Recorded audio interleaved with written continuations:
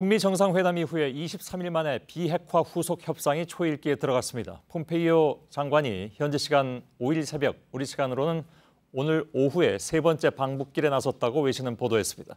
이번 방북은 앞선 두 차례와 의미가 크게 다릅니다. 관련해서 미국은 이른바 뭐 아니면 도식의 접근 방법을 수정했다는 보도가 나오고 있는데 어떤 얘기인지도 알아봐야 할 것 같습니다. 워싱턴 연결하겠습니다. 김현기 특파원, 폼페이오 장관이 워싱턴을 떠난 건 확인이 됐죠? 네, 아직 미국 국무부는 출발 사실을 공표하지 않고 있습니다. AFP 통신은 이곳 시간 오늘 오전 2시에 국무부 고위 관리들과 함께 출발했다고 전했습니다. 중간에 한 차례 급유 시간을 감안할 때 북한에는 우리 시각 내일 낮쯤 도착할 예정입니다.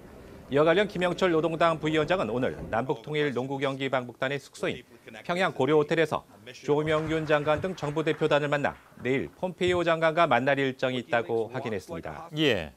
그럼 미 국무성이 아직까지도 이걸 확인해주지 않는 이유는 혹시 뭐 따로 있습니까?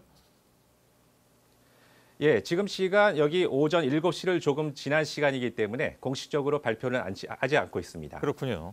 폼페이오 방북에 앞서서 트럼프 행정부가 전부 아니면 전무라는 식의 접근을 접었다. 그러니까 구부러지는 정책, 다시 말하면 부러뜨리는 것이 아니라 구부러지는 정책으로 바꿨다. 이런 보도가 로이터에 의해서 나왔습니다. 이건 어떤 의미로 봐야 될까요? 네, 로이터 통신 등은 이날 북한의 핵폐기 로드맵에 합의하기 위한 폼페이오 장관의 평양 방문을 앞두고 미 정부는 all or nothing, 즉 전부 아니면 전무라는 양자택일식의 접근을 접은 것으로 보인다고 보도했습니다. 무엇보다 CVID를 관철하려 해도 북한이 워낙 완강해 앞으로 나아갈 수 없다는 판단을 했다는 겁니다. 지난 1일 성기인 필리핀 대사 최선희 북한 외무성 부상간의 판문점 실무 접촉에서도 북한은 CVID를 끝까지 거부했다고 전했습니다. 즉 미국으로선 구부리거나 아니면 판을 깨야 하는 상황이라는 건데 싱가포르 회담 결과를 대대적으로 자랑하고 있는 트럼프로선 판을 깨기는 힘들어 보입니다.